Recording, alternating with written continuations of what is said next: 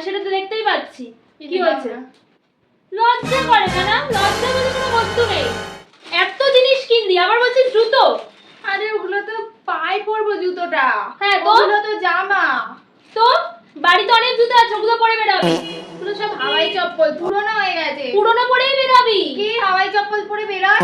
তুই বেরাবি না, সেই তো নতুন জুতো পরে পায়ে তো ফোসকা পড়বেই। তো আমি তো বাকি দিনগুলো পরতে পারবো, হাওয়াই চপ্পল পরে সব জায়গায় যেতে পারি। ওইটা পরেই যাবি, আর না। জুতো কেনা হবে না। না, কি না? কিনে দাও প্লিজ, প্লিজ।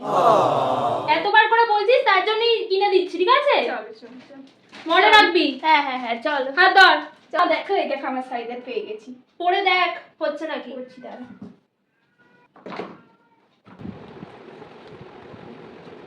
ভাই দেখো, তোমার হয়েছে থেকেও লম্বা হয়ে গেছে। ঠিক আছে, ভালোই তো লাগছে। হ্যাঁ হ্যাঁ, তো নিয়ে নিচ্ছি। দাদা এটার কত দাম জুতোটার? দিদি এটা 800 টাকা। কত? 800 টাকা?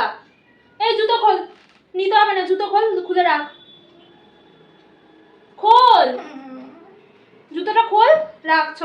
দেখুন দাদা, 300 টাকা হলে দিন, না হলে ছাড়ুন। দিদি আসুন আসুন, 700 টাকা নিয়ে যান, এর চেয়ে আর কমাতে পারবো না। এখন 700 বলছে। যেটা জানিস না সেটা বিষয়ে কোনো কথা বলবি না। চ। কাকুটাই তো কমালো 700 টাকা। চ।